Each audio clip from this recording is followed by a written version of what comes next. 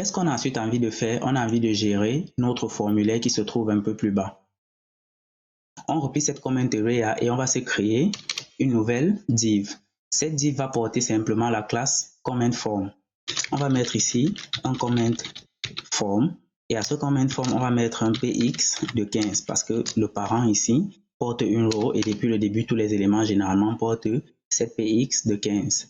On va mettre d'abord dans un premier temps un titre de niveau H4 et on va dire ici laisser un commentaire. Ensuite, on aura envie de mettre un formulaire. Pour le formulaire, on va simplement ouvrir la balise form et au niveau du action ici, vu qu'on ne traite pas notre formulaire, on ne va rien mettre, encore moins au niveau de la méthode. Ensuite, dans cette balise, on va se mettre une première div à laquelle on va donner la classe form-group. Et de la même façon, on va également donner la classe form-inline. On génère ce champ et à l'intérieur, on va mettre une div qui aura simplement la classe form-group. Dans ce form-group, on va mettre un input de type texte. On va mettre la classe ici et cette classe sera de type form-control. Après le form-control, on va simplement mettre ici un placeholder. Ce placeholder, on aurait pu le gérer en JavaScript, mais on a dit qu'on ne ferait pas de JavaScript, donc on va mettre ici votre nom. On va dupliquer la ligne qu'on vient d'écrire ici une deuxième fois et je pense qu'il faut qu'on essaye de mettre ces éléments bien à la ligne. À ce niveau, on va plutôt dire qu'on veut votre prénom. On va se créer un autre élément qui sera de type form-group tout en dessous. Dans ce form-group, on va mettre un input et cette fois l'input qu'on va mettre sera de type email simplement. Une fois qu'on met cet input de type email, on va donner une classe. Cette classe sera également du form-control. On va placer le placeholder qui va simplement dire votre email. Une fois qu'on a précisé qu'on a l'email qu'on veut donner, on va mettre le dernier champ et pour mettre ce dernier champ, on peut simplement dupliquer la ligne qu'on a ici.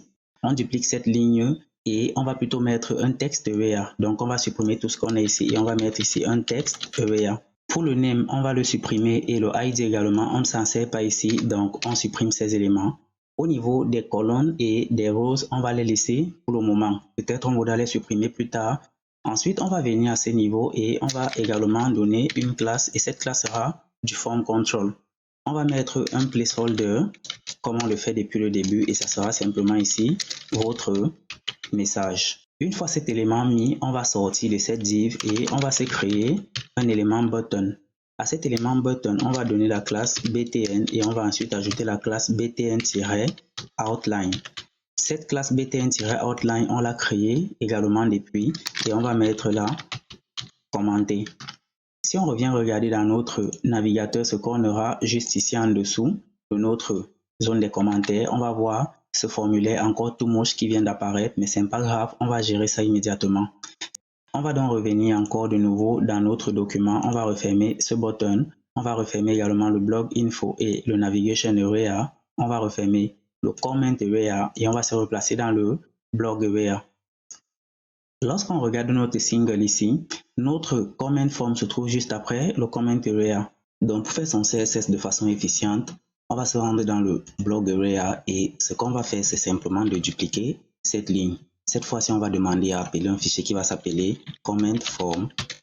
Je vais de la même façon l'ajouter à l'index de Git et je crois qu'on est prêt pour travailler. Dans notre fichier comment form, on va mettre les éléments qui sont relatifs au formulaire qui permet de laisser les commentaires.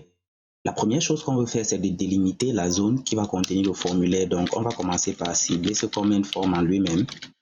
Et pour cette zone, on va commencer par donner un margin top de 50 pixels parce qu'on n'aimerait pas que les éléments soient collés en dessus. De la même façon, on va donner un margin top de 40 pixels pour prévenir la même chose en dessous. On va donner un padding qui sera de 45 pixels en dessus et en dessous et qui sera de 30 pixels. On va matérialiser la couleur de fond et cette couleur de fond, on va la traiter en RGBA. La première valeur sera simplement du 243, la deuxième valeur sera du 252 et la troisième valeur sera du 255. On va éclaircir cette couleur à 0,54. On va donner un text align à center et on va gérer une bordure. Cette bordure sera simplement du 1 pixel solide et on va également mettre du dièse E. Je propose qu'on reprenne ce même H4 et qu'on le gère également par ici avec les deux lignes qu'on avait données précédemment. Et tout ce qu'on avait dit, c'est qu'il aura un margin bottom de 50 pixels et de la même façon, il aura un font size de 1,2 rem. Quand on regarde le formulaire ici, on a ce form group, form inline. Et à l'intérieur, on a également un form group. Donc, on va gérer le form group qu'on a ici. Et on va dire que lorsqu'on a ce form, en fait, c'est le form inline que je voulais cibler. Et on va dire que quand on a un form group dans lequel il y a, quand on a un form inline, autant pour moi qu'il y a un form group, on veut modifier certaines propriétés par défaut. On veut simplement qu'il ait un margin bottom à 1 rem. De la même façon, on veut lui donner une largeur à 50% et on va lui donner un padding right de 1 rem. En gros, pourquoi est-ce qu'on donne une largeur de 50% ici? On va revenir, on va voir si ça change quelque chose. Pour le moment, on va actualiser. Pour le moment, ça ne change rien. Mais les deux premiers champs-ci sont ceux qu'on avait mis dans le form inline. Et on veut que ces champs soient placés les uns à la suite des autres, donc côte à côte, comme ce qu'on a de ce côté. Pour ça, il doit prendre 50% de la largeur qui est disponible à chaque fois. C'est pour cela qu'on a dit que si on a un form group qui se trouve dans le form inline, on veut lui donner une largeur de 50%. Par contre, en réalité, ce qu'on veut faire, c'est de donner une largeur de 100% au form group dans les cas différents.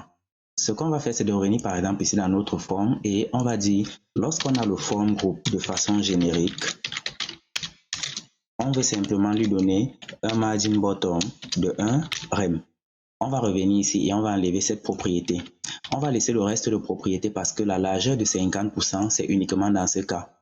De l'autre côté, on ne met pas 100% parce que c'est une div. Et on a dit que les divs prennent généralement 100% de l'espace qui est disponible. On va laisser ces deux éléments comme ceci et on va se concentrer sur le form control. Et quand on va dire ici form control, en réalité, on avait déjà commencé à styliser ce form control. On leur avait donné ici certains éléments prédéfinis. Donc, ce qu'on va faire ici, c'est simplement continuer d'augmenter ces éléments.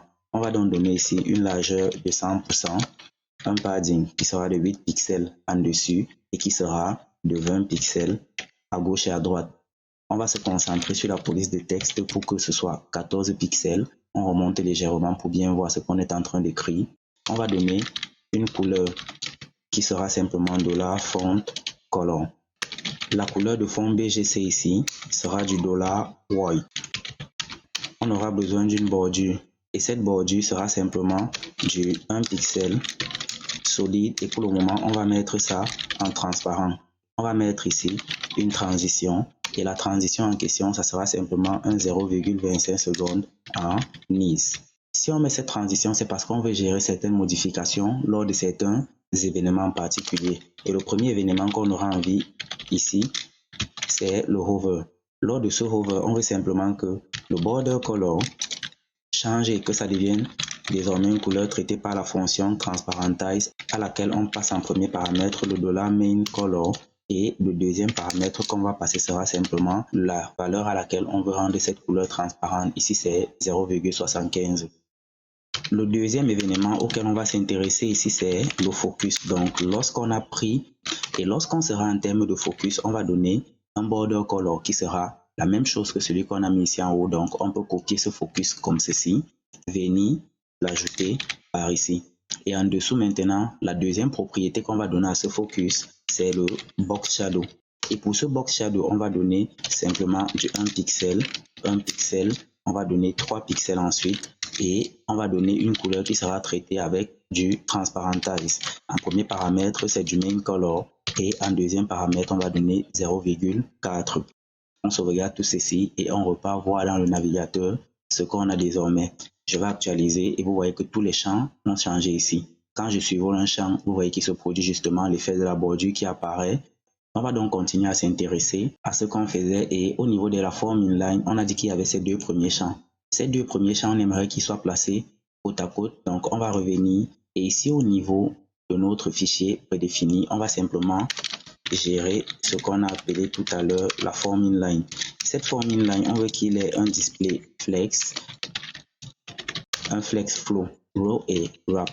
Désolé, row parce qu'on a dit qu'on veut que les éléments se placent sous forme de lignes côte à côte, et wrap parce que si un élément déborde, on va le renvoyer à la ligne automatiquement et on va mettre en align items à center. Si on regarde de nouveau ce qu'on a ici, on actualise, vous voyez que ces éléments se sont placés les uns à la suite des autres et que le padding right qu'on avait mis joue son rôle ici. La dernière chose qu'on va gérer, c'est ce champ qui est ici, dans lequel on écrit le message. Et ce champ, par défaut, vous allez voir que on peut le redimensionner et le rendre plus grand. Et on ne veut pas du tout ça. De la même façon, ce champ, il laisse généralement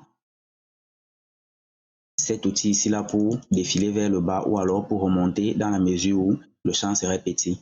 Donc on va annuler tous ces éléments. On va venir ici et on va simplement dire dans notre fichier que si on a le texte area et que ce texte area apporte également le form control, on veut modifier un certain nombre de comportements. Donc, par défaut, la première chose que ce texte aura comme comportement, c'est de prendre tout ce qu'on a déjà mis ici en haut. Et quand j'y pense, ce n'est pas dans le fichier des formes prédéfinies qu'on doit mettre ça, mais c'est dans le command form en lui-même, tout ici en bas. Donc, lorsqu'on aura un texte area qui sera également associé au form control, on veut lui modifier certains éléments. La première chose qu'on va lui modifier, c'est sa hauteur, et on va dire que sa hauteur devra être automatique. Et comme on dit hauteur automatique ici, ça va prendre une hauteur qui correspond au nombre de lignes qu'on a précisé ici. On a dit 10 lignes, donc ça va prendre une hauteur qui correspond à 10 lignes.